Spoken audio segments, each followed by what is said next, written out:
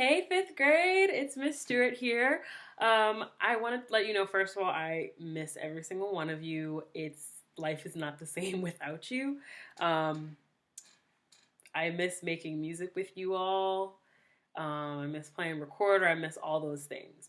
Unfortunately, because of COVID-19, we won't be sending the recorders home, so we're just about done with our recorder unit anyway. But just so you know, we've moved on to our next thing of the blues and jazz. But not to fear, we'll still end up making some music.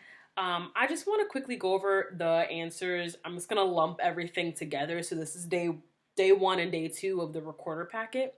So let's start with day one. I'm just going to go by each thing and hopefully you got everything correct. So first part is multiple choice. The left hand goes on top on the blank and the right hand goes at the bottom on the blank blank. If you said A, you are correct. So the left hand will go on the body here and the right hand goes right here in the foot joint.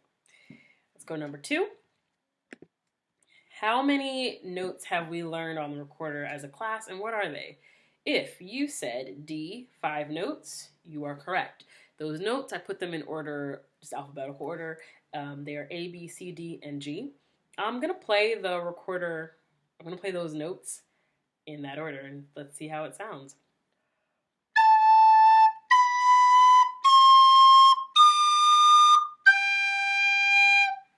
Great. Now I'm going to play them in the order that we learned them. So if you remember, we learned G, A, B, C, and then D. Let's see how I do.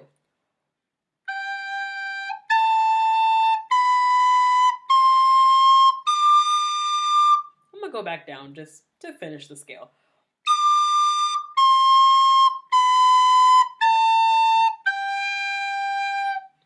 Yay. Next part says, fill in the blanks to make the story true. Use the word bank to help you. I'm just going to go through and share the answers. So we read music from left to right on the staff. On the far left of the staff, we see the treble clef, followed by the time signature. Yes. The time signature is written like a fraction. The top number tells us how many beats per measure, and the bottom number tells us what note gets one beat. We use bar lines to separate the measures. We know it is the end of the song when we see a double bar line, but sometimes our music has a repeat sign, which tells us to go back to the beginning of the song and play it again. And then you see like my little example of what all this looks like. Everyone should have got those correct. Page 2 is just true and false. It's asking you to circle the statement if it's true or if it's false. If it's true, leave the statement alone. If it's false, you're supposed to change the underlined words or copy the sentence again to make the statement true. Number 1 says, when the recorder is in its case, it is in rest position. If you said false, you are correct. When our recorder is in its case, it's really not in any position. It's just like in a position of napping position because it's in its pajamas and it's away for good. But when you have the recorder on your chin, it is in rest position. There you go. Number 2. When putting it back in its case, we place the recorder in wind way first. You should have said true for that. Ignore that vibration in the background. That's my cell phone.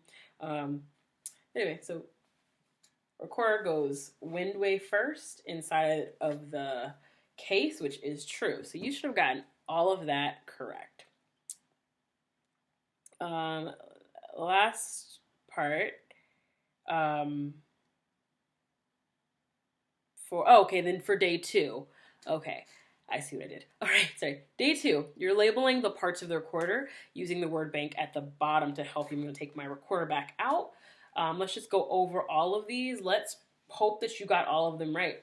So we've got our mouthpiece with our windway, window. Think of it like a window on a house. The windway, of course, because our wind travels right through this hole. Window, if you think of like a house. This is the head joint. This next piece is the body on the front with all these many holes. These are our finger holes because our fingers literally go on these holes and covers them to help make beautiful notes. On the back, we have the thumb hole, of course, because our thumb goes there. This whole thing, if I didn't say it already, is called the body, like a person, head, body. And of course, this is our foot joint. And together, if we put all of these pieces together, we have a beautiful recorder. I think that's everything. Oh, and there's one more. So it says match the fingering on the left to the note on the right. Draw a line to make the correct match. So number 1, it has a thumb hole being covered back here, and the first hole on the body being covered. If you said B, you are correct. Next one has your thumb hole in the back being covered, and you skip down. We've got the second hole on the body being covered. And if you said C, you are correct. Next one has thumb hole in the back covered. The first 2 holes on the body covered. If you said A, you are correct. 2 more. The next one down has a thumb hole being covered, and 3 holes on the body being covered. If you said G, you are correct. And last but not least, we've got just our middle finger here on the second hole on the body. And this is, drumroll please, this is D. So if you said D, you are correct. Yay. And I think that is it. If you answered the extra credit about filling in the, the treble clef song, you should have gotten all those correct. I'm spelling F-A-C-E on the spaces of the treble clef. I'm spelling F-A-C-E on the spaces of the treble clef. I got 5 lines on the staff, 4 spaces attached. Counting from the bottom to the top, it is the best. 5 lines on the staff, 4 spaces attached. Counting from the bottom to the top, it is the best. E, G, B, D, F, R. The lines on the treble clef again. E, G, B, D, F, R. The lines on the treble clef. I'm just going to stop there.